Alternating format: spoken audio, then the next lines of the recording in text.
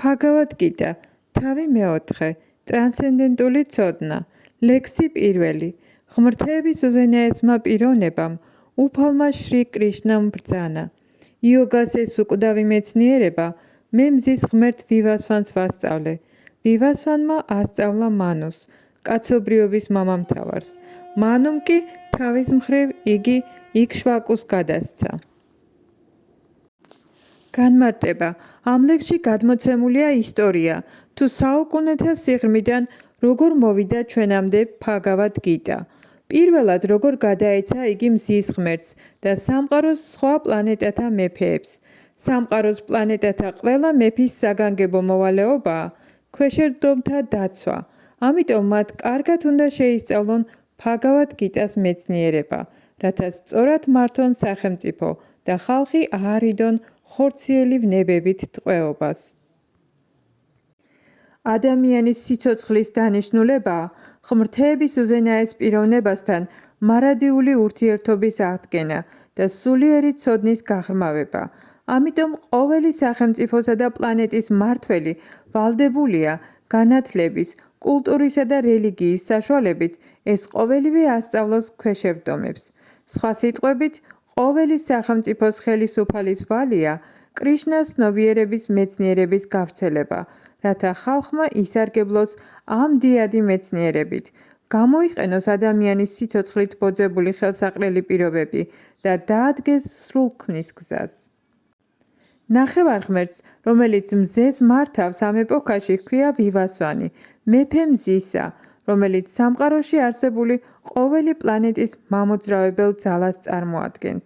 ბრაჰმა სამჰიტაში უფალი ბრაჰმა ამბობს: მე ვეთაყვანები ღმრთების უზენაეს პიროვნებას გოვინდას, კრიშნას, რომელიც თავდაპირველი არსებაა და ვისი ბრძანებითაც მზე პლანეტათა მეფე უზარმაზარ სინათლესა და სითბოს გამოსცემს. მზე უზენაესი უფლის თვალია და უფლის ნებით მოძრაობს თავის ორბიტაზე. მზე ყველა პლანეტის მეფეა.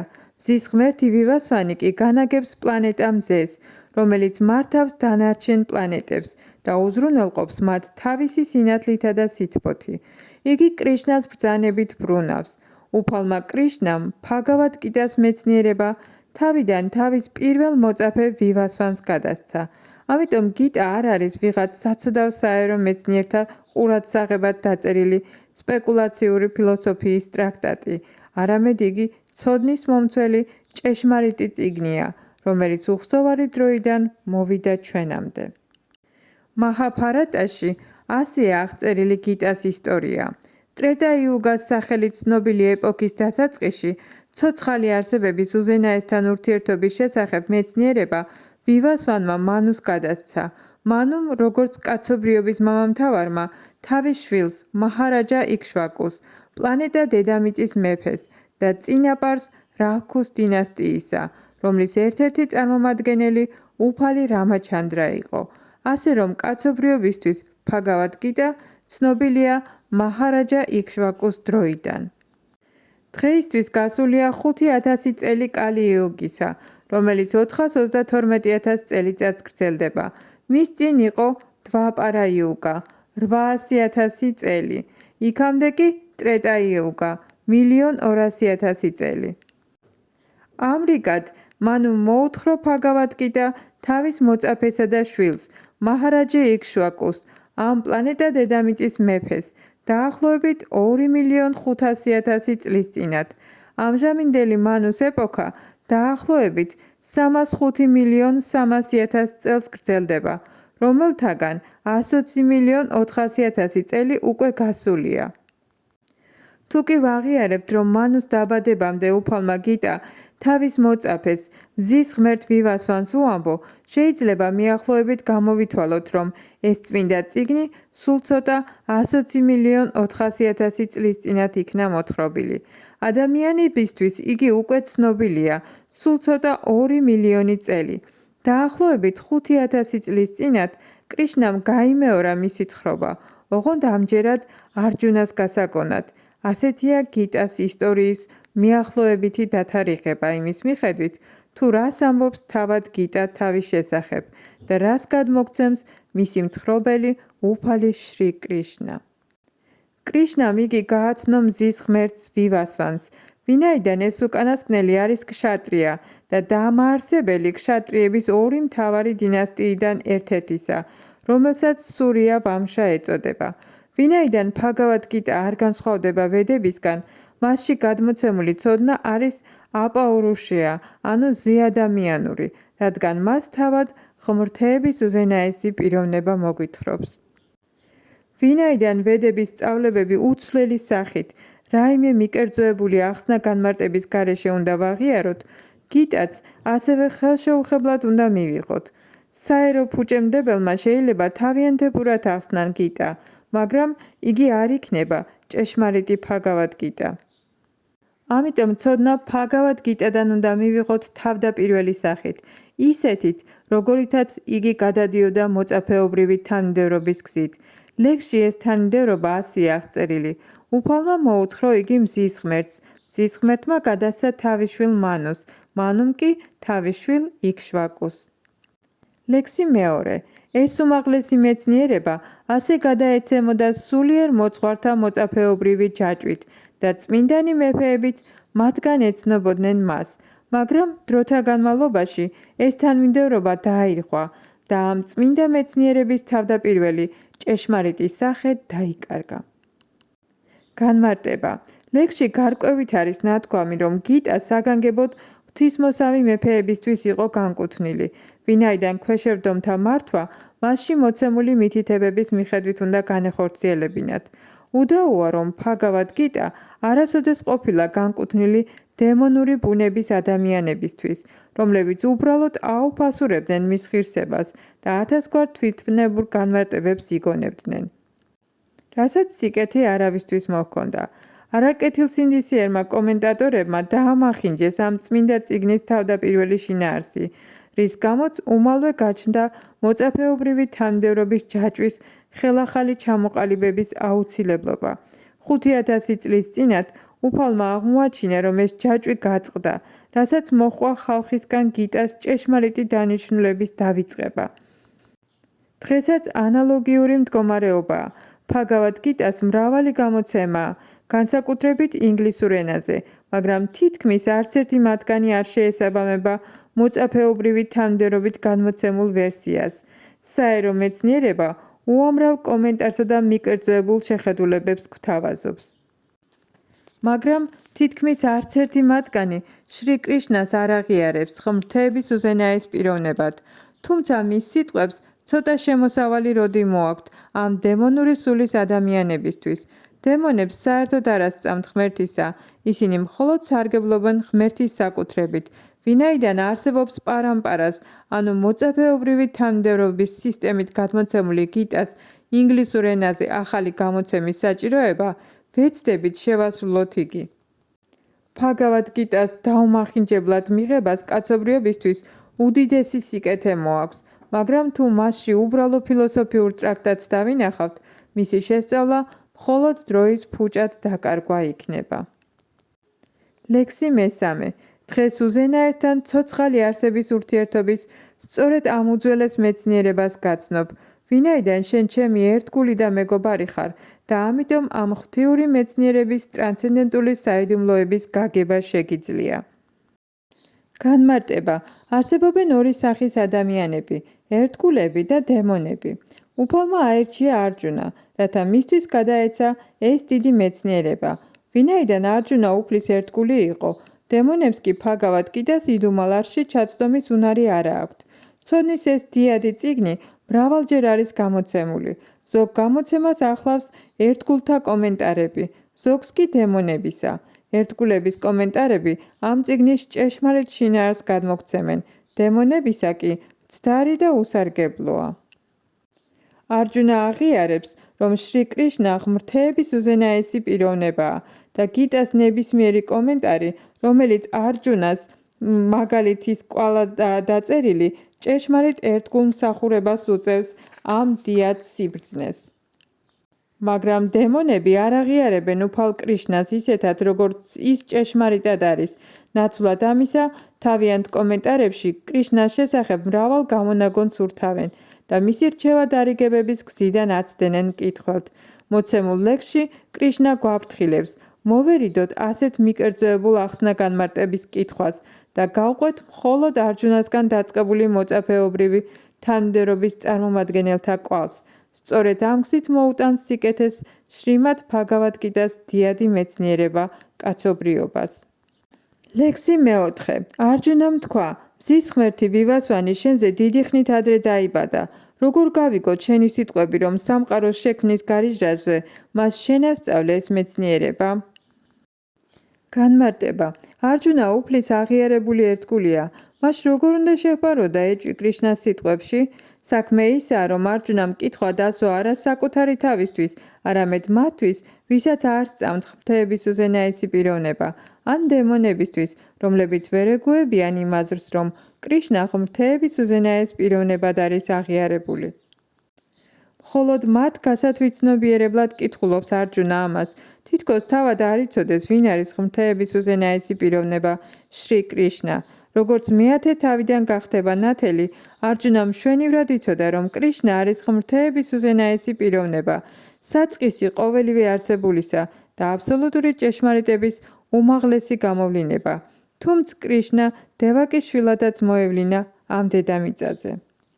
უბრალო ადამიანისთვის ძნელი გასაგებია, თუ ასეთ შემთხვევაში როგორ რჩება კრიშნა ღმრთების უზენაეს მარადიულ თავდაპირველ პიროვნებად. სწორედ ამის გასარკვევად არჯუნამ კითხვა დაუსვა კრიშნას, რათა თავად უფალს გაეცა ავტორიტეტული პასუხი. კრიშნა რომ უმაღლესი ავტორიტეტია, ამას მთელი მსოფლიო აღიარებს არა მხოლოდ დღეს, არამედ უხსოვარი დროიდან. მხოლოდ დემონები უარყოფენ ამას. ამიტომაც სურს არჯუნას მის შეკითხვას უფალმა უპასუხოს და საკუთარი თავი დაახასიათოს მანამდე, ვიდრე დემონები წარმოაჩენდნენ კრიშნას თავიანთებურად და ამახინჯებდნენ სიმართლეს, როგორც ამას განუწყვეტლივ აკეთებენ თავად და მათი მიმდევრებიც. კრიშნას მეცნიერების ცოდნის ათვისება ადამიანის სასიკეთო ინტერესებში შედის. ამიტომ, როდესაც კრიშნა საუბრობს საკუთარ თავზე, ამას მთელი სამყაროსთვის სიკეთე მოაქვს. დემონებს შეიძლება ეუცხოოთ თავად კრიშნას მიერ მოცემული ახსნა-განმარტებები, ვინაიდან ყოველთვის საკუთარი თვალთახედვიდან სწავლობენ მას, მაგრამ ერთგულები მთელი არსებით ეწრაფიან კრიშნას დარიგებებს, თაყვანს სცემენ მის ავტორიტეტულ სიტყვებს, მით უფრო, როცა მათ თვითონ წარმოსთქვამს. ამასთანავე მუდამ სწურიად უფრო და უფრო მეტი იცოდნენ მის შესახებ. ათეისტები, რომელთაც კრიშნა უბრალო ადამიანი ჰგონიათ, შეიძლება ამ გზით მისი ბრძნული საუბრის მოსმენით მიხვდნენ, რომ კრიშნა არის არა ადამიანი, არამედ საჩით ანანდა ვიგრაჰა, ანუ მარადიულობის, ნეტარებისა და ცოდნის გამოხატულება. იგი ტრანსცენდენტულია მატერიალური ბუნების მოდუსების გავლენას არ ემორჩილება და იმყოფება დროისა და სივრცის მიღმა. ეჭგარეშია, რომ კრიშნას ისეთ ერთგულებს, როგორიც არის არჯუნა, უშეცდომოდ ესმით კრიშნას ღვთაებრივი ბუნება. უფლისადმი ასეთი შეკითხვით არჯუნას სურდა გაებათილებინა ათეისტების შეხედულება, თითქოს კრიშნა მატერიალური ბუნების მოდუსების გავლენის ქვეშ მყოფი და დროსა და სივრცეზე დამოკიდებული ჩვეულებრივი ადამიანია. ლექსი მეხუთე. ღმრთების პიროვნება ბრძანა. მრავალი დაბადება გავიარეთ შენც და მეც, მე მახსოვს ყოველი მათგანი, შენ კი არა, ომ მტრის შემმუსრელო. განმარტება. ბრაჰმა სამჰიტაში მოთხრობილია უფლის უამრავი ინკარნაციის ამბავი. მე თაყვანს მცემ ღმრთების უზენაეს პიროვნებას გოვინდას კრიშნას, თავდაპირველს, აბსოლუტურს, შეუმცდარსა და დაუსაბამოს, თუმცა იგი უსასრულო ფორმით ავრცელებს საკუთარ თავს, მაინც რჩება შეუცვლელ თავდაპირველ პიროვნებად, უხუცესად და მარად ახალგაზრდად, უფლის მარადიული, ნეტარებით აღსავსე, ყოვლის მცოდნე გარდასახვები, ვედების დიადი მცოდნეებისთვისაც კი მიუწვდომელია, მაშინ როცა ისინი მუდამ წმინდა, გულწრფელი ერთგულების თვალწინ დგანან. ბრაჰმა სამჰიტაში გრძელდება ამ თემაზე საუბარი. მე თაყვანს ვცემ ღვთაების უზენაეს პიროვნებას, გოვინდას, კრიშნას, რომელიც თავს ავლენს 1000 გვარი ინკარნაციის სახით, როგორებიც არიან რამა, სიმჰა და მრავალი სხვა ნაწილობრივი ინკარნაცია, მაგრამ იგი ღვთაების უზენაეს პიროვნებად რჩება და თავად საკუთარი თავდაპირველი სახით ევლინება ამ სამყაროს. ვედებში ნათქვამია ისიც, რომ თუმცა უფალი განუმეორებელია, მაინც ურიცხვი სახით გვევლინება. იგი გავს ქვა ვაიადურიას, რომელიც ფერს იცვლის, მაგრამ მაინც იგივე ქვად რჩება. ამ უამრავი ფორმის გაგება წმინდა გულწრფელ ერთგულებს ძალუძთ. ვედების ზედაპირული შესწავლით კი ეს შეუძლებელია. არჯუნას მსგავსი ერთგულები უფლის მუდმივი თანამგზავრები არიან და როდესაც იგი ეშვება დედამიწაზე, მისი თანამგზავრი ერთგულებიც მასთან ერთად მოდიან, რათა მას ემსახურონ.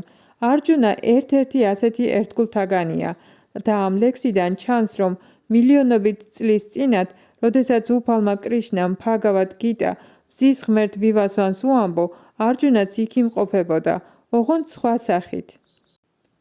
მაგრამ განსხვავება უფალსა და არჯუნას შორის ის არის, რომ უფალს აღსოვდა ეს ამბავი, არჯუნას კი არა. ამით განსხვავდებიან ერთმანეთისგან უფლის განუყოფელი ნაწილაკები, ინდივიდუალური არსებები და თავად უფალი. ამ ლექსში არჯუნა წოდებულია დიდ გმირად, მტრის შემოსვლელად, მაგრამ მას მაინც არ ახსოვს თავისი წარსული დაბადებები და სხვა მოვლენები. ასე რომ მატერიალური თვალსაზრისით, რაც უნდა დიადი იყოს ცოცხალი არსება, ან უფლის ნებისმიერი მარადიული თანამგზავრი, რომელიც უდაოდ განთავისუფლებული სულია, ვერ გაუტოლდებიან უფალს. ბრაჰმა სამჰიტაში უფალი აღწერილია როგორც შეუცდომელი, ვინც არასოდეს ეცემა, აჩიუტა, რაც იმას ნიშნავს, რომ მას მაშინაც კი, როცა მატერიალურ სამყაროში იმყოფება და ჩვეულებრივი მოკდავივით თითქოს შეხებაშია მატერიასთან, არასოდეს ავიწყდება საკუთარი წარსული. ამიტომ უფალი და ინდივიდუალური სულები ვერავითარი მიმართებით თანასწორი ვერასოდეს იქნებიან, თუნდაც ისეთი განთავისუფლებული პიროვნებებიც კი, როგორიც არჯუნაა. თუმცა არჯუნა უფლის ერთგულია, მას ზოგჯერ ავიწყდება რა მდგომარეობა უკავია უფალს, მაგრამ ღმერთის წყალობით ერთგული უმალვე იხსენებს, რომ უფალი უზენაესი და შეუცდომელია, მაშინ როდესაც არაერთგული ან დემონი ვერასოდეს შეიცნობს მის ტრანსცენდენტულ ბუნებას. მაშასადამე დემონური ჭკუით ადამიანისთვის შეუძლებელია გიტას ამ ლექსისა თუ ანალოგიური ლექსების არსის გაგება. კრიშნას ახსოვდა ყველაფერი, რაც მილიონობით წლების წინათ გაუკეთებია, მაგრამ არჯუნას ეს არ შეეძლო, მიუხედავად იმისა, რომ კრიშნაც და არჯუნაც ბუნებით ერთნაირად მარადიულნი არიან. აქვე შეგვიძლია ავნიშნოთ, რომ ცოცხალი არსება ყველაფერს ივიწყებს, ვინაიდან სხეულს იცვლის, ხოლო უფალს ახსოვს ყველაფერი, რამე თუ მისი სხეული არის საჩით ანანდა, ანუ მარადიული და უცვლელი. იგი ადვაიტა, რაც იმას ნიშნავს, რომ არ არსებობს განსხვავება მის სხეულსა და თავად მას შორის. ყველაფერს, რასაც მასთან არის დაკავშირებული, სულიერი ბუნება აქვს, მაგრამ განპირობებული სული განსხვავდება მატერიალური სხეულისგან.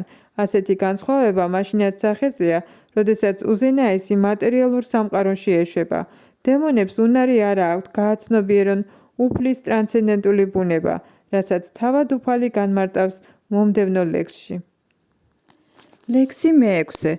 თუმცა მე არ შობილი ვარ და ჩემი ტრანსცენდენტული სხეული უხრწნელია, თუმცა მე ვარ უფალი ყოველი ცოცხალი არსებისა, მაინც ჩემი შინაგანი ენერგიის ძალით ყოველ ეპოქაში ამ სამყაროს ჩემი ტრანსცენდენტული სულიერი პირველსახით ვევლინები.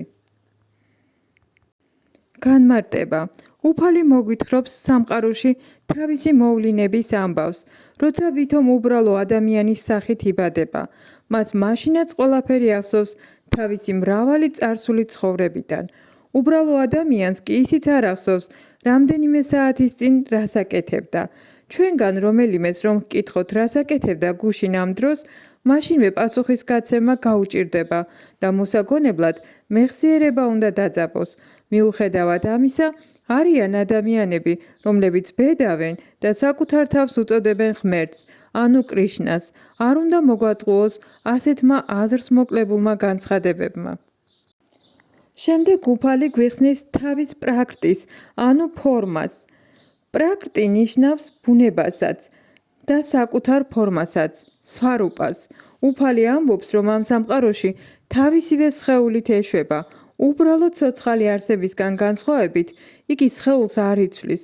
განპირობებულ სულს ერთ დაბადებაში ერთი გარკვეული სახის სხეული აქვს. მომდევნო დაბადებაში სხვა მატერიალურ სამყაროში ცოცხალ არსებას მუდამ ერთი სხეული არ აქვს. იგი განუწყვეტლივ გადადის სხეულიდან სხეულში, მაგრამ ეს არ ეხება უფალს. უფალი ამ ქვეყნად ეშვება და თავისი შინაგანი ენერგიის ძალით თავდაპირველი სხეულით არის შემოსილი. სხვა სიტყვებით რომ ვთქვათ, მატერიალურ სამყაროში კრიშნა თავისი თავდაპირველი მარადიული სახით გვევლინება. ესე იგი აქვს ორი ხელი, რომლებითაც ფლეიტა უჭირავს. მის მარადიულ სხეულს ვერ ეკარება მატერიალური სამყაროს უწმინდურება. ყოველივე ამის შემდეგ შეიძლება მოგვეჩვენოს, რომ იგი ჩვეულებრივი ცოცხალი არსების მსგავსად იბადება. და თუმცა მისი სხეული მატერიალურისგან განსხვავებით უცვლელია, მაინც გვეჩვენება, რომ უფალი კრიშნა იზრდება ბავშვობიდან ყმაწვილობამდე და ყმაწვილობიდან სიჭაბუკამდე, მაგრამ საოცარი ისაა, რომ ჭაბუკობის შემდეგ ასაკი აღარ ემატება, იგი მარად ახალგაზრდა რჩება. კურუქშეტრას ბრძოლის დროს მას ბევრი შვილიშვილი ჰყავდა, ანუ ჩვენი გამოანგარიშებით საკმაოდ ხნიერი იყო, თუმცა 20-25 წლის ჭაბუკივით გამოიყურებოდა. ჩვენ ვერასოდეს ვნახავთ სურათს მოხუცებული კრიშნას გამოსახულებით. იგი ჩვენსავით არ ბერდება, თუმცა მთელ სამყაროში და ყოველ დროში, წარსულში, აწყოსა და მომავალში ყველაზე ხანდაზმული პიროვნებაა. მისი სხეულიცა და გონებაც არასოდეს იხსნება და არც იცვლება. აქედან ნათელია, თუ მატერიალურ სამყაროში მისი ყოფნის მიუხედავად, რატომ რჩება იგი არშობილ პიროვნებად და რატომ ეწოდება მის სხეულს სავსეს ცოდნითა და ნეტარებით უხრწნელი. მისი მოვლინება და გაუჩინარება მზის მოძრაობას ჰგავს. დაგვენახება და კვლავ მიეფარება ჩვენი მხედველობის არეს. როდესაც მზეს ვერ ვხედავთ, თვლით რომ ჩავიდა და როდესაც მზე ჩვენს თვალწინაა, ვფიქრობთ რომ ჰორიზონტზე ამოვიდა. სინამდვილეში მზე მუდამ ერთ ადგილასაა, მაგრამ ჩვენი არასრულყოფილი გრძნობათა ორგანოების გამო თვლით რომ მზე ჩნდება და უჩინარდება. უფალი კრიშნას გამოჩენა გაუჩინარება სრულიად განსხვავდება ჩვეულებრივი ცოცხალი არსების დაბადება სიკვდილისაგან. აშკარაა, რომ იგი თავისი შინაგანი ენერგიის ძლევამოსილების გამო მარადიული, ნეტარი, ცოდნით სავსე და მატერიალური ბუნების სიბინძურისგან მარად მიუკარებელია.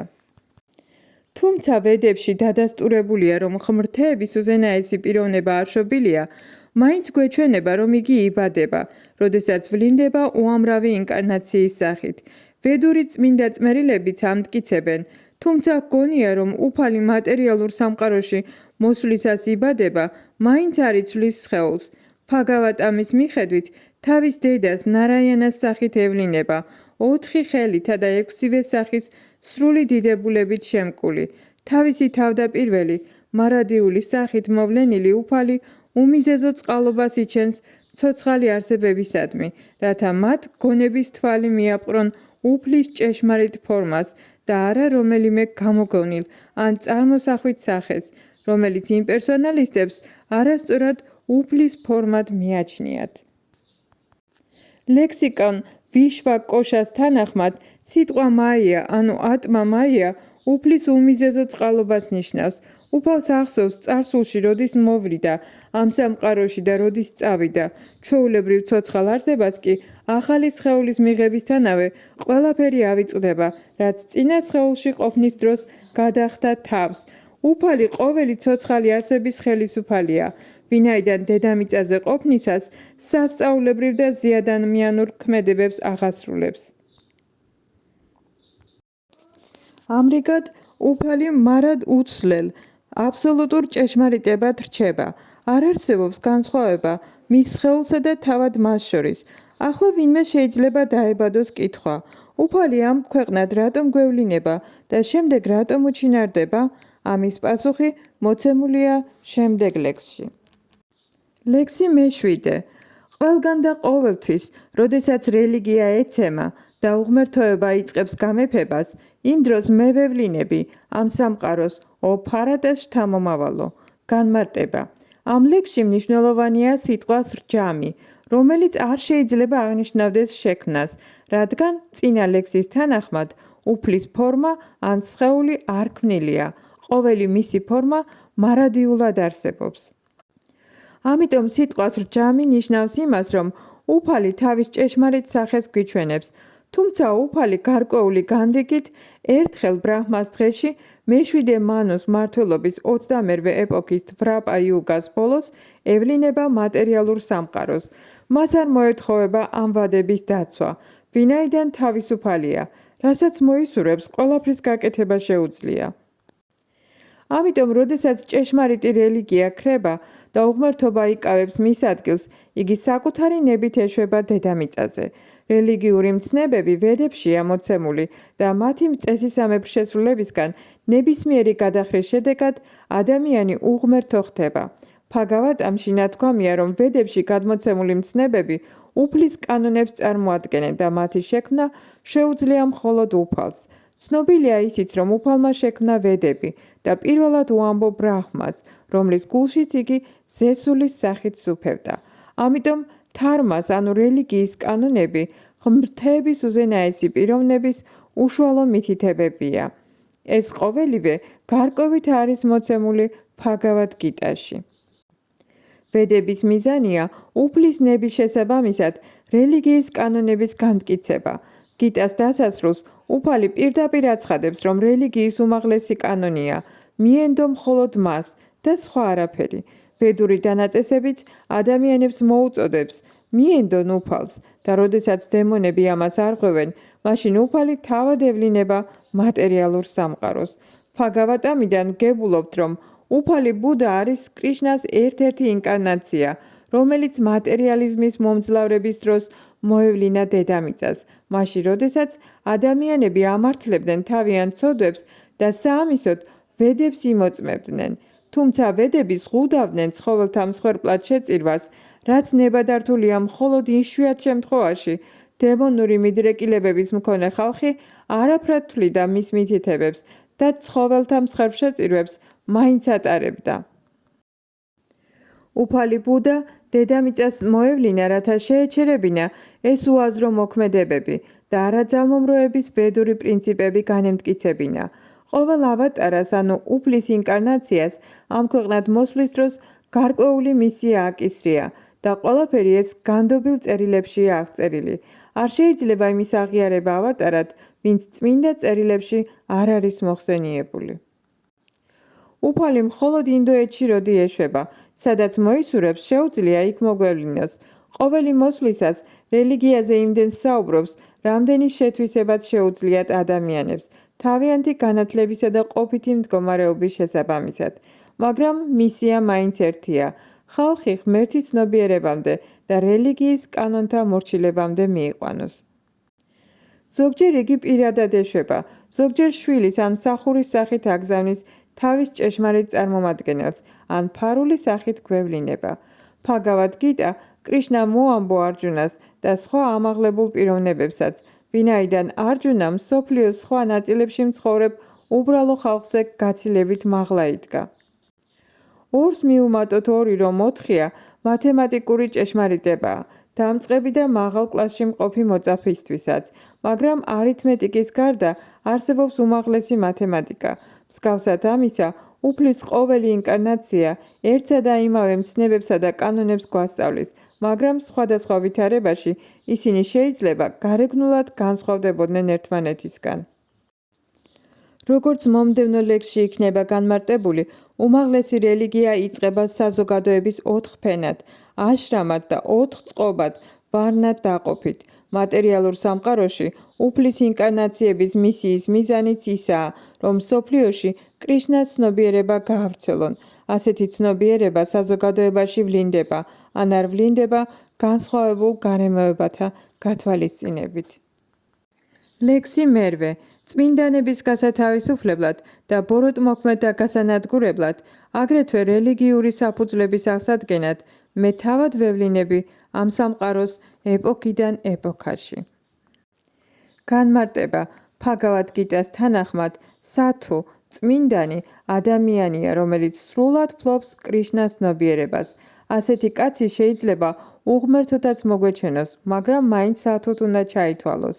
თუ იგი ბოლომდე ფლობს კრიშნას ცნობიერი ადამიანის ყველა თვისებას. დუქშტრამ ისინი არიან, ვისაც კრიშნას ცნობიერება არ აინტერესებთ და რაოდენ განათლებულიც უნდა იყვნენ, მათ დუქშტრები, ანუ უმდაბლესი ადამიანები ეწოდებათ. სამაგიეროდ, კრიშნას ცნობიერებით ბოლომდე მოცული ადამიანი სათუდ არის მიჩნეული, მიუხედავად იმისა, რომ იგი შეიძლება არც განათლებული იყოს და არც კულტურული. რაც შეეხება ათეისტებს, თავად უზენაესი უფლის მოვლინება არ არის საჭირო მათ მოსასპობად, როგორც მაგალითად რავანასა და კამსას განადგურების შემთხვევაში. უფალს უამრავი დამხმარე ყავს, რომელთაც სავსებით შეუძლიათ დემონებთან გამკლავება, მაგრამ უფალის საგანგებოდ ეშვება დედამიწაზე, რათა დააწყნაროს თავისი წმინდა ერთგულები, რომელთაც დემონები გამუდმებით აწუხებენ. ისინი დევნიან ერთგულებს, იმ შემთხვევაშიც, როცა ეს უკანასკნელი მათი ნათესავია. მაგალითად, პრაჰლადა მაჰარაჯას მამა ჰირანიაკაშიპუ დემონი იყო და დევნიდა საკუთარ შვილს. კამსამ, თუმცა კრიშნას დედა დევაკი მისი და იყო, იგი და მისი ქმარი ვასუდევა ციხეში გამოკეტა, მხოლოდ იმიტომ, რომ კრიშნა მათთან უნდა დაბადებულიყო. უფალი კრიშნაც უპირველეს ყოვლისა დევაკის გასათავისუფლებლად დაეშვა და არა კამსას მოსაკლავად, მაგრამ უფალმა ორივე ეს საქმე ერთდროულად შეასრულა. აი რატომ არის ამ ლექსში ნათქვამი, რომ ერთგულთა გასათავისუფლებლად და არამზადა დემონების გასანადგურებლად უფალი სხვადასხვა ინკარნაციის სახით ეშვება ამ სამყაროში. კრიშნადასა კავირაჯა ჩაიტანია ჩარიტამრიტაში უფლის ავატარის ამ პრინციპთა შესახებ შემდეგს გადმოგცემს. ღმერთი თავისი სამეფოდან მატერიალურ სამყაროში ეშვება და თავს ავლენს, რასაც და ასევე მის მოცემულ სახეს ინკარნაცია, ანუ ავატარა ჰქვია.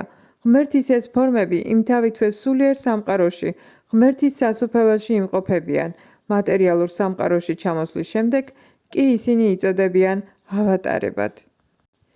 არსებობენ სხვადასხვა სახის ავატარები, პურუშავატარები, გუნავატარები, ლილავატარები, შაქტი ავეშა ავატარები, მანვატადრა ავატარები და იუგავატარები. ისინი მკაცრად დადგენილი განრიგით ვლინდებიან სამყაროში. უფალი კრიშნა, თავდაპირველი უფალი, ყოველი ავატარას პირველწყაროა. უფალი შრი კრიშნა მატერიალურ სამყაროს ევლინება საგანგებო მიზნით, ანუ გეშოს წმინდა ერთგულები, რომელთაც პირადად მისი და ვრინდავანში მისი შეუდარებელი გართობების ხილვა ენატრებათ. ამიტომ კრიშნას დედამიწაზე დაშვების უპირველესი მიზანი უფლის წმინდა ერთგულების ყველა სურვილის შესრულებაა. უფალი ამბობს, რომ მატერიალურ სამყაროში თავად ეშვება ეპოქიდან ეპოქაში. ეს იმაზე მიუთითებს, რომ მისი მოვლინება კალი იუგაშიც ხდებოდა. შრიმად ბჰაგავატამის თანახმად, კალი იუგაში იგი დედამიწას ევლინება უფალი ჩაიტანია მაჰაპრაბჰუს სახით, რომელმაც აქ ადამიანებს კრიშნას თაყვანისცემისკენ მოუწოდა. საამისო დასწავლა სანკირტანა, წმინდა სახელთა ერთობლივი გალობა და მთელ ინდოეთს მოჰფინა კრიშნას ცნობიერება. მან იწინასწარმეტყველა, რომ სანკირტანას მოძრაობა მთელ მსოფლიოში, ყოველ ქალაქსა და სოფელში გავრცელდებოდა.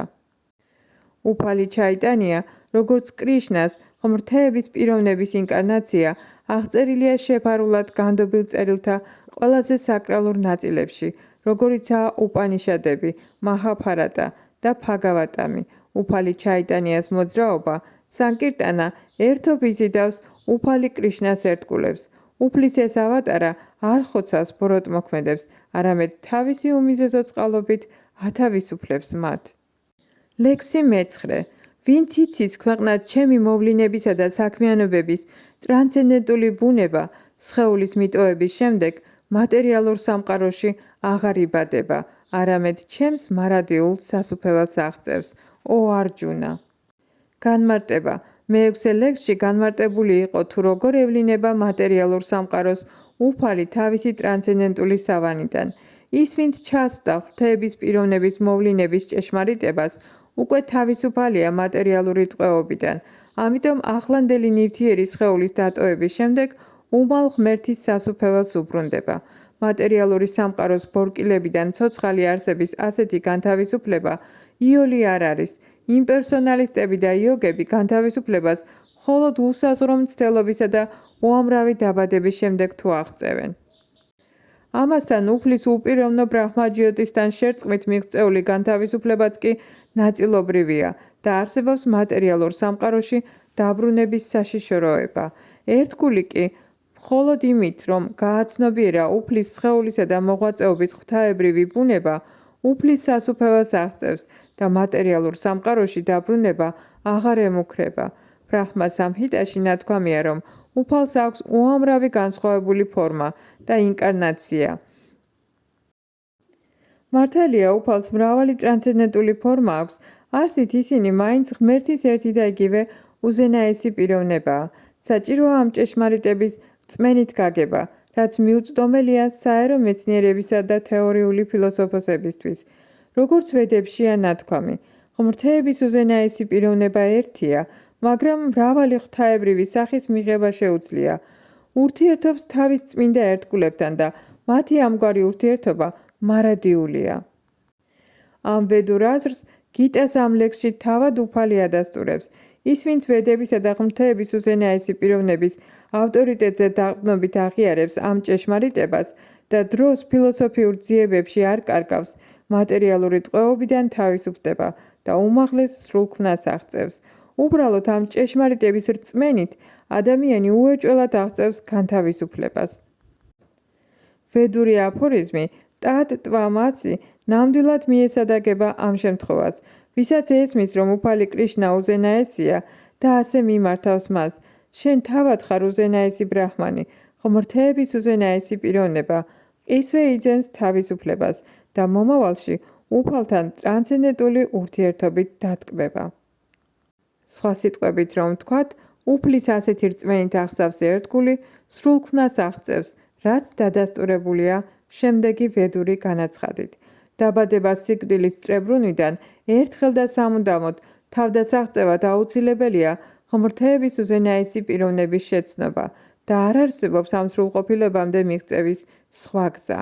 არ არსებობს სხვა გზა ნიშნავს შემდეგს. ვინც ვერ აცნობიერებს, რომ უფალი კრიშნა არის ღმრთების უზენაესი პიროვნება, უეჭველად უმეცრების მოდუსის გავლენის ტყვეობაშია მოქცეული. ამიტომაც ვერ ახერხებს თავისუფლების მოპოვებას, რაშიც ვერ დაეხმარება თავისი საერო ერუდიცია, რის საფუძველზეც იგი ფაგავად გიტას თავისებურ განმარტებას ცდილობს. ეს ყველაფერი შეიძლება შევადაროთ მას, ვინც თაფლის ქილას გარედან ლოკავს. ასეთმა ემპირიკოს ფილოსოფოსებმა მატერიალურ სამყაროში შეიძლება მნიშვნელოვანი როლი ითამაშონ და ავტორიტეტიც კი მოიპოვონ, მაგრამ განთავისუფლებისთვის ეს არ კმარა.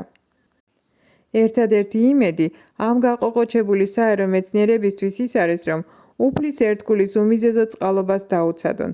ამიტომ ადამიანმა საკუთარ თავში რწმენითა და ერთგულებით უნდა განივითაროს კრიშნას ცნობიერება და ამით სრულქმნას მიაღწიოს.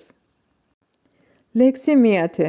მიჯაჭვულობის, შიშისა და მრისხანებისაგან განთავისუფლებულმა მრავალმა ადამიანმა, რომელთაც თავიანთი გონი თლად ჩემსკენ მომართეს და ჩემთან პოვეს თავშესაფარი, წარსულში ჩასვდნენ ჩემს ბუნებას, ამით ისინი განიწმინდნენ მატერიალური ჭუჭყისგან და ჩემს ტრანსცენდენტულ სიყვარულს მიაღწიეს.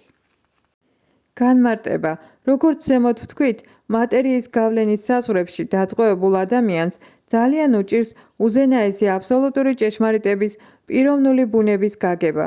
როგორც წესი, სიცოცხლეზე სხეულისეულ შეხედულებას მეტისმეტად მიჯაჭვული ხალხი იმდენადაა მატერიალიზმში ჩაფლული, რომ უნარი არ შესწევთ გააცნობიერონ, რომ უზენაესი უფალი შეიძლება პიროვნება იყოს. ასეთი მატერიალისტებს ვერც წარმოუდგენიათ, რომ არსებობს ცოდნითა და მარადიული ნეტარებით აღსავსე უხრწნელი სხეული. მატერიალური სხეული კი წარმავალი, უგუნურებით აღსავსე და სატანჯველად განწირულია. ამიტომ საერო პირებს გაიგონებენ თუ არა უფალი პიროვნება, რომელსაც სხეული აქვს, თავიანთი წარმოდგენა სხეულის შესახებ მასზე გადააქვთ. ასეთი ადამიანისთვის ყველაზე დიდი რამ ზღვარდაუდებელი მატერიალური კოსმოსია. ამიტომაც უზენაეს ღმერთს უპიროვნოდ მიიჩნევენ და ვინაიდან მათი გონება მატერიალიზმისკენ მეტისმეტადაა მიმართული, აშინებთ აზრი იმის შესახებაც კი, რომ განთავისუფლების შემდეგ საკუთარ ინდივიდუალობას შეინარჩუნებენ. როდესაც ისმენენ, რომ ცოცხალ არსებებს სულიერ სამყაროშიც აქვთ პიროვნული ინდივიდუალობა, კვლავ პიროვნებებად გახდომის შიშით უაზრო სიცარიელეში შთანთქმას ირჩევენ. როგორც წესი, ცოცხალ არსებებს ისინი ქაფის ბუშტუკებს ადარებენ, რომლებიც უმალ უჩინარდებიან ოკეანის ტალღებში. მათი აზრით სიცარიელე უმაღლესი დონეა სულიერი ყოფიერებისა, რასაც მხოლოდ ინდივიდუალობას მოუკლებულმა პიროვნებამ შეიძლება მიაღწიოს. ასეთი კონცეფცია ნაკარნახევია შიშით და არ ეყრდნობა სულიერი რეალური ყოფიერების შესახებ ცოდნას. უფრო მეტიც, მრავალ ადამიანს საერთოდ არ სჯერა სულიერი რეალობის არსებობის. ათასგვარი შეხედულებითა და ურთიერთგამომრიცხავი ფილოსოფიური თეორიებით საგონებელში ჩავარდნილნი, ისინი ზიზღითა და მრისხანებით ივსებიან და მიდიან სულელურ დასკვნამდე, რომ სიცოცხლის უმაღლესი მიზეზი საერთოდ არ არსებობს და რომ საბოლოოდ ყველაფერი სიცარიელეა. ასეთი ხალხი უბრალოდ დაავადებულნი არიან, ასე რომ ზოგი მეტისმეტადაა მატერიალურად მიჯაჭვული, ამიტომ სულიერ ცხოვრებას ყურადღებას არ აქცევს. ზოგს უმაღლეს სულიერ ყოფიერებასთან შერწყმა სურს, ზოგიერთს კი ფსევდოსულიერი სწავლების გავლენის ქვეშ მოქცეულთ ხსნის არავითარი იმედი არ აქვთ, ამიტომაც არაფრის სჯერათ. ადამიანთა ეს უკანასკნელი ჯგუფი ალკოჰოლსა და გამაბრუებულ ნივთიერებებში ეძებს თავშესაფარს და მათგან აღძრულ ავადმყოფურ ჰალუცინაციებს ზოგჯერ სულიერ ხედვად აღიარებს. ადამიანმა თავი უნდა დააღწიოს მატერიალურ სამყაროზე მიჯაჭვულობის სამივე ფორმას, სულიერი ცხოვრების უგულებელყოფას, შიშს სულიერ პიროვნებად გახდომისა და სიცარიელის ფილოსოფიას, რომელიც ცხოვრებაზე გულგაცრუების შედეგად აღმოცენდება. სიცოცხლეზე მატერიალისტური წარმოდგენის ამ სამივე ფორმიდან თავის დასაღწევად ადამიანი ჭეშმარიტი სულიერი მოძღვრის ხელმძღვანელობით უფალს სრულად უნდა მიენდოს და ერთგული მსახურების მომწესრიგებელი წესები დაიცვას. ღვთისადმი ერთგულების უმაღლეს საფეხურს ეწოდება ფავა, ანუ ღმერთის ტრანსცენდენტული სიყვარული. ფაქტი რასამრიტას ინთუში ერთგული მსახურებისადმი მიძღვნილ მეცნიერულ ტრაქტატში ნათქვამია. თავიდან ადამიანს საკუთარი მეობის შეცნობის სურვილი უნდა გაუჩნდეს. ეს მასში სულიერად ამაღლებულ პირებთან ურთიერთობის სწრაფას აღვიძებს. მომდევნო საფეხურზე იგი ამაღლებული სულიერი მოძღვრის კურთხევას იღებს და როგორც ნეოფიტი მოწაფე, მისი მითითებების თანახმად ერთგულ მსახურებას იწყებს. ასეთი სამსახურით იგი ყოველგვარი მატერიალური მიჯაჭვულობისგან თავისუფლდება, მტკიცდება თვითშემეცნების პრაქტიკაში და ღმერთის აბსოლუტური პიროვნების შრი კრიშნას შესახებ მონათხრობთა მოსმენის გემოს გებულობს. ეს გემო განუვითარებს მას კრიშნას ცნობიერებისადმი მიჯაჭვულობას, რაც ფავაში, ანუ ღმერთის ტრანსცენდენტული სიყვარულის წინა სტადიაში მწიფდება. ღმერთის წმინდა სიყვარულს ეწოდება პრემა, ანუ სიცოცხლის სრულყოფის უმაღლესი სტადია. პრემას სტადიაზე ცოცხალი არსება განუწყვეტლივ დაკავებულია უფლის ტრანსცენდენტული სასიყვარულო მსახურებით. ამრიგად, ერთგული მსახურების ერთი საფეხურიდან მეორეზე გადასვლით და ჭეშმარიტი სულიერი მოძღვრის მითითებათა შესრულებით, ადამიანი თავისუფლდება ყოველგვარი მატერიალური მიჯაჭვულობის, ინდივიდუალური სულიერი მეობის შიშისა და იმ გულგატეხილობისგან, რაც მას სიცარიელის ფილოსოფიაში თავშესაფრის ძებნას აიძულებს. ამის შემდეგ იღებს იგი უზენაესი უფლის სავანეში მოხვედრის უფლებას. ლექსი მე-11. ადამიანი როგორც მომენდობა მეც ისე ვასაჩუქრებ მას, თითეული ყოველ მხრივ ჩემს გზას მიჰყვება, ო პრთაშვილო. განმარტება. ყველა კრიშნას ეძებს მის სხვადასხვაგარ გამოვლინებასა თუ ფორმაში. კრიშნას ღმრთების უზენაესი პიროვნების ნაწილობრივი შეცნობით შეიძლება გავაცნობიეროთ მისი უპიროვნო ნათება, ბრაჰმაჯიოტი, და ყოვლის გამჭოლი ზესული, რომელიც ყველაფერში თვით ატომებშიც კი იმყოფება, მაგრამ კრიშნას ბოლომდე შეცნობა მხოლოდ მის წმინდა ერთგულებს შეუძლიათ, ასე რომ კრიშნა ყველას შემეცნების მიზანია და თითოეულს უფალთან ისეთი ურთიერთობის შესაძლებლობას აძლევს, როგორცაც მოისურვებენ. სულიერ სამყაროში კრიშნა თავის წმინდა ერთგულებს სწორედ იმ ტრანსცენდენტური ურთიერთობით პასუხობს, რასაც თავად ერთგული მოისურვებს. ზოგს უნდა კრიშნას თავის უმაღლეს ხელისუფლად ხედავდეს, ზოგს სურს იყოს მისი მეგობარი, ზოგს შვილი, ზოგს კი შეყვარებული. კრიშნა თანაბრად ასაჩუქრებს ყველა ერთგულს იმის მიხედვით, რა ძალითაც უყვართ იგი. მატერიალურ სამყაროშიც იგივე ურთიერთობა გრძელდება უფალსა და ერთგულთა შორის. უფალი აქაც თანაბრად პასუხობს თაყვანისცემელთა გრძნობებს. აქაც, როგორც სულიერ სამყაროში, წმინდა ერთგულებს მასთან უშუალო ურთიერთობა აქვთ. სიყვარულით ემსახურებიან უფალს და ამით ღვთიურ ნეტარებას განიცდიან. რაც შეეხება იმ პერსონალისტებს, რომლებიც საკუთარი ინდივიდუალობის მოსპობისკენ ისწრაფიან და ამით სულიერ თვითმკვლელობას ახორციელებენ, კრიშნა მათაც ეხმარება მიზნის აღსრულებაში, შეერწყან მის ნათებას. იმ პერსონალისტები არ აღიარებენ ღვთაების მარადიულ, ნეტარებით სავსე პიროვნებას და ანგრევენ თავიანთ ინდივიდუალობას. ამიტომაც მათთვის მიუწვდომელია უფლის ტრანსცენდენტული პიროვნული მსახურებით განცდილი ნექტარის გემო. ზოგიერთი მათგანი, რომლებიც უპიროვნო ყოფიერებაშიც არ არიან განმტკიცებული, მოქმედების მიძინებული სურვილების დასაკმაყოფილებლად მატერიალურ სფეროს უბრუნდებიან. ისინი სულიერ პლანეტებზე არ დაიშვებიან, ამიტომაც მატერიალური სამყაროს პლანეტებზე მოქმედების შესაძლებლობა კვლავ ეძლევათ. ნაყოფისკენ მიმართული საქმიანობით დაკავებული უფალი, როგორც იაჯნეშვერა, ასაჩუქრებს მათზე დაწესებულ მოვალეობათა აღსრულების სანატრიელი შედეგებით. მისტიკური უნარების მაძიებელ იოგებსაც უფალი უსრულებს ამ სურვილს. სხვა სიტყვებით რომ ვთქვათ, ყოველი არსების წარმატება მხოლოდ უფლის წყალობაზეა დამოკიდებული, ხოლო სხვადასხვა სულიერი მეთოდი სხვა არაფერია, თუ არა ერთი გზის განსხვავებული ეტაპი.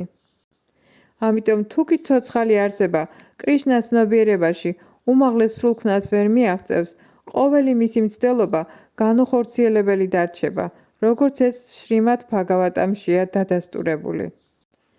სურვილებისგან თავისუფალი ადამიანი ან უფლის ერთგული, კარმული შედეგებით ტკბობის მოსურნეც და განთავისუფლებას მოწყურებულიც დაუღლელად უნდა ეთაყვანოს ღმრთების უზენაეს პიროვნებას, რადგან მხოლოდ ამ გზით მიაღწევს უმაღლეს სრულქმნას, დაეუფლება კრიშნას ცნობიერებას. ლექსი მე-12 ადამიანებს ამ ქვეყნად ნაყოფისაკენ გამიზნულ საქმიანობებში წარმატების მიღწევა სურთ, ამიტომ ნახევარ-ღმერთებს ცემენ თაყვანს და რა თქმა უნდა, სულ მალე ღებულობენ თავიანთი შრომის ჯილდოს. განმარტება მატერიალურ სამყაროს ღმერთებზე, ანუ ნახევარ-ღმერთებზე, მეტად მცდარი შეხედულობა არსებობს ხალხში. უმეცარნი, თუმცა თავი წმინდა წერილების მცოდნედ მოაქვთ, ნახევარ-ღმერთებს უზენაესი უფლის სხვადასხვა გარდასახულ სახეთ მიიჩნევენ. სინამდვილეში კი ნახევარ-ღმერთები უზენაესი უფლის განუყოფელი ნაწილაკები არიან. ღმერთი ერთია, მისი განუყოფელი ნაწილაკი კი უთვალავი. ვედებში ნათქვამია, ღმერთი ერთია. უზენაესი ღმერთი ერთია კრიშნა, რომელიც ნახევარ-ღმერთებს მატერიალური სამყაროს მართვის ძალას ანიჭებს. ყოველი ნახევარ-ღმერთი ჩვეულებრივი ცოცხალი არსებაა. სხვადასხვა ხარისხით მატერიალური ძალის მფლობელი. ისინი ვერ გაუტოლდებიან უზენაეს ღმერთს, ნარაიანას, ვიშნუს, ანუ კრიშნას, ვინც თვლის, რომ ღმერთი და ნახევარ-ღმერთები ერთ დონეზე იმყოფებიან, არის პაშანდი, ანუ ათეისტი. ისეთი დიადი ნახევარ-ღმერთებიც კი, როგორიც არიან ბრაჰმა და შივა, ვერ შეედრევიან უზენაეს უფალს. პირიქით, ისინი თავად სცემენ თაყვანს უზენაეს. მიუხედავად ამისა, საოცარია, რომ ადამიანთა შორის მაინც არიან სულელები, რომლებიც საზოგადოების ლიდერებს ეთაყვანებიან, მათი ეგრეთ წოდებული ანტროპომორფიზმისა და ზოომორფიზმის მცდარი შეხედულების გამო. იჰა დევატა ნიშნავს ამ მატერიალური სამყაროს ძლევამოსილ ადამიანს ან ნახევარ-ღმერთს, მაგრამ ნარაიანა, ვიშნუ ანუ კრიშნა, ღმრთების უზენაესი პიროვნება, მატერიალურ სამყაროს არ მიეკუთვნება. იგი ამ სამყაროზე მაღლა დგას, ანუ ტრანსცენდენტულია მის მიმართ. იმპერსონალისტების წინამძღვარი შრიპადა შანკაჩარიაც ადასტურებს, რომ ნარაიანა ანუ კრიშნა არ ეკუთვნის მატერიალურ სამყაროს, მაგრამ სულელი ადამიანები თაყვანს სცემენ ნახევარ-ღმერთებს წუთიერი შედეგების მისაღებად. ისინი იღებენ შედეგებსაც, მაგრამ არ იციან, რომ ეს შედეგები წარმავალია და მხოლოდ უგუნურ ხალხს აკმაყოფილებს. გონიერ ადამიანს კი ფლობს რა კრიშნას ცნობიერებას, წარმავალი შედეგებისთვის მოკვდავი ნახევარ-ღმერთების თაყვანისცემა არ ესაჭიროება. ნახევარ-ღმერთებიც და მათი თაყვანისცემლებიც მატერიალური სამყაროს განადგურებასთან ერთად ქრებიან. ნახევარ-ღმერთებისგან მიღებული კურთხევანიც წარმავალია. მატერიალური სამყაროებიც და მათი მცხოვრებნიც ნახევარ-ღმერთებისა და მათი თაყვანისცემლების ჩათვლით ქაფის ბუშტუკებს გვანან კოსმოსური ოკეანის ზედაპირზე. მაგრამ ამ სამყაროში ადამიანები სიგიჟემდე მიდიან ისეთ წარმავალ სიკეთეებზე დევნის გამო, როგორიცაა მატერიალური სიმდიდრე, მიწის მფლობელობა და ოჯახური კომფორტი. ასეთი დროებითი კეთილდღეობის მოსაპოვებლად ხალხი ნახევარ-ღმერთებს ან ადამიანთა საზოგადოების შეძლებულ პიროვნებებს სცემს თაყვანს. თუ კი რომელიმე პოლიტიკური ლიდერის წინაშე რაიმე დამსახურების შედეგად კაცი მთავრობაში მინისტრის თანამდებობას იკავებს, ამას უდიდეს მიღწევად მიიჩნევს. ამიტომ ადამიანები წარმავალი სიკეთეების მოსაპოვებლად ფეხქვეშ ეგებიან ეგრეთ წოდებულ ბელადებს, ანუ ძლიერთა ამათა ქვეყნათა და აღწევენ საწადელს. ასეთი უგუნურნი სრულიად გულგრილნი არიან კრიშნას ცნობიერების მიმართ და არ ცდილობენ ერთხელ და სამუდამოდ მოუყონ ბოლო მატერიალური ყოფიერების თამდევ ტანჯვას. ყოველი მათგანი გრძნობათა დაკმაყოფილებას ელტვის და ამის ოდნავი შესაძლებლობაც კი, რომ მიეცეს თაყვანს სცემს ძლევამოსილ ცოცხალ არსებებს, რომლებიც ნახევარ-ღმერთებად არიან ცნობილი. ეს ლექსი მიგვანიშნებს იმაზე, რომ იშვიათად თუ უჩნდება ვინმეს ინტერესი კრიშნას ცნობიერებისადმი, მათ მეტწილად მიწიერი სიამოვნება იზიდავთ. ამიტომ ურჩევნიათ ამ სამყაროს დიდი ძალაუფლების მქონე მკვეთრს სცენ თაყვანი. ლექსი მე-13 მატერიალური ბუნების სამი მოდუსისა და მასთან დაკავშირებული საქმიანობის შესაბამისად ადამიანთა საზოგადოება 4 ფენად დავყავი და თუმცა მე ვარ ამ წყობის შემოქმედი, იცოდე, რომ მე, როგორც მარადუცვლელი, მაინც არ ვარ რაიმე მოქმედების მონაწილე. განმარტება: უფალი შემოქმედია ყოვლისა, ყველაფერი მისგან წარმოიშობა, ყველაფერს იგი უნარჩუნებს არსებობას და ყველაფერი მასში ბრუნდება მატერიალური სამყაროს განადგურების შემდეგ. იგი ასევე შემოქმედია საზოგადოების 4 ფენისა, რომელთაგან პირველი გონიერ ადამიანებს, ანუ ბრაჰმანებს აერთიანებს. ისინი სათნოების მოდუსის რკალში იმყოფებიან. შემდეგ მოდის ქშატრიებად წოდებული მმართველთა ფენა, ნების მოდუსის გავლენის მორჩილნი. ვაჭრობის ფენის წარმომადგენლებს ვაეშები ჰქვიათ და მათ ვნებისა და უგუნურების შერეული მოდუსები განაგებენ. შუდრები, ანუ მუშათა ფენა, მატერიალური ბუნების უგუნურების მოდუსის ნებას ექვემდებარებიან. მიუხედავად იმისა, რომ უფალმა ადამიანთა საზოგადოება 4 ფენად თავად დაჰყო, იგი არ არის არც ერთი მათგანის წარმომადგენელი, ვინაიდან არ მიეკუთვნება განპირობებული სულების რიგს, რომელთა ნაწილიც ადამიანთა საზოგადოებას შეადგენს. ადამიანთა საზოგადოება ცოტა რამით თუ განსხვავდება ცხოველთაგან, ამიტომ ადამიანები ცხოველთა დონესთან შედარებით, რომ აემაღლებინა, უფალმა ზემოთ აღნიშნული ფენების შექმნა და ადამიანებს საშუალება მისცა საკუთარ თავში თანდათან განევითარებინათ კრიშნას ცნობიერება. განსაკუთრებით ამა თუ იმ შრომისადმი ადამიანის მიდრეკილება განისაზღვრება მატერიალური ბუნების იმ მოდუსით, რომლის გავლენასაც იგი განიცდის. მატერიალური ბუნების სხვადასხვა მოდუსის შესაბამისად გამოვლენილი ადამიანის თვისებები და ნიშნები ამ წიგნის მე-18 თავშია აღწერილი. კრიშნას ცნობიერი პიროვნება თვით ბრაჰმანებზე მაღლა დგას, თუმცა თავიანთი თვისებებით ბრაჰმანები ბრაჰმანის უმაღლესი აბსოლუტური ჭეშმარიტების შესახებ ცოდნას უნდა ფლობდნენ. მათი უმრავლესობა უფალი კრიშნას უპიროვნო გამოვლინების კონცეფციას ვერ ასწდა, მაგრამ ის, ვისი ცნობიერებაც უფრო ღრმა და ფართოა, ვიდრე ბრაჰმანის შეზღუდული ცოდნა, შეუძლია ღმრთების უზენაეს პიროვნებას უფალ შრი კრიშნას ჩაწვდეს და კრიშნას ცნობიერებას დაეუფლოს, ანუ ვაიშნავი გახდეს.